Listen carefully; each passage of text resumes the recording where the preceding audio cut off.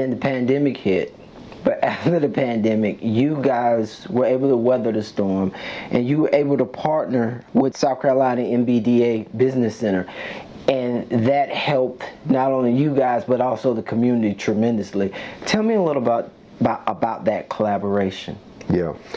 Well, we were fortunate to partner with the Minority Business Development Agency, the South Carolina Center, and Diane Sumter, just operated by DISA. I think that partnership started before the pandemic, actually. And I was introduced to Diane. Actually, Paul introduced me to Diane and thought we could definitely use the help, right? I also want to add to something, look, it is a wonderful story. This bank is a wonderful story. It's now 102, 3-year-old story. It had some bumps on the road, but I want to also acknowledge we're building on the legacy and success of the visionary African Americans that started this bank in 1921. Right. Victory Savings Bank. It was Victory Savings Bank, and you had the legendary families. Most of them are still around. The Levy and the Monteith family. Modjeska Simpkins was one of our early leaders at the bank. So that legacy really adds fuel to our team, right? It mobilizes our team because they're proud to be part of that legacy. But things are not just great, right? There are always bumps in the road. We're facing several right now. Thankfully, the bank is very strong, profitable, successful, growing. So we're able to absorb those shocks. But when the bank is vulnerable and small, and you have a couple of those shocks like we had in 2008 and 9, it causes traumatic challenges. Versus now, we can withstand it. So I just want to make sure, you know, that hey, things are relatively great. We're very proud of it, but we must acknowledge we're on a long journey. This is not a 5 or 10 year journey. This journey started in the early 1900s, and hopefully will continue, you know, for a long time. And on that journey, Diane Sumter appears multiple times on that journey, right? She started as an early investor in 1999, so she knew about the bank, and was connected, was one of our shareholders, and then she reconnected in 2018 or 19 after I joined the bank, and she reconnected with Paul and then joined us.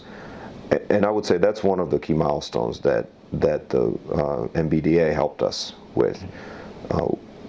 First and foremost, when we were in the middle of a pandemic, we were about 100 million in assets, 90 to 100 million in assets, and the PPP program came around. And keep in mind, at that time, we may have had 500 loans on our books. That was it. We did over 1,300 PPP loans within a year after that. But we couldn't have done it with our team. At that time, we may have had 25, 30 employees. That was a tremendous burden. All of us were working, including Paul. All of us were processing PPP loans. We were getting calls from customers. We were trying to process them. We were trying to build the technology. Our team built an amazing technology platform that allowed us to scale. But that's where the MBDA comes in. They not only referred minority businesses to us that needed help, but they helped us process the applications. They provided the technical assistance to those businesses. When they came to us, they were ready. They had their paperwork, they knew what they were doing. We did multiple webinars with them. So that wonderful partnership with Diane and her team started, you know, around the time of the pandemic, but it really cemented, in my mind, the critical role that those centers that MBDA operates play in our communities. Not just for minority businesses, by the way. I want to be real clear on that. They provide the economic floor for all the communities in America, right? Because they support these minority businesses and other businesses, right? Because it's all part of an ecosystem. And if we can support the most vulnerable businesses, we're generating economic opportunities for everyone further up the chain. And that's what I saw firsthand. Just the support we received from Diane and her team really put us on a path of success. Subsequently, that partnership has grown. As the bank continued to grow, we needed more capital. We basically we generate liquidity and deposits from all over the country. We loan it out in our local communities, communities that are more vulnerable, historically abandoned or underserved.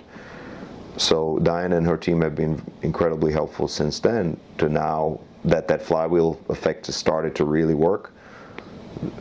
Every time we're able to generate more loans, we need more liquidity, we need more capital. And so they've been very instrumental helping us build that kind of practice where we're able to generate those additional resources.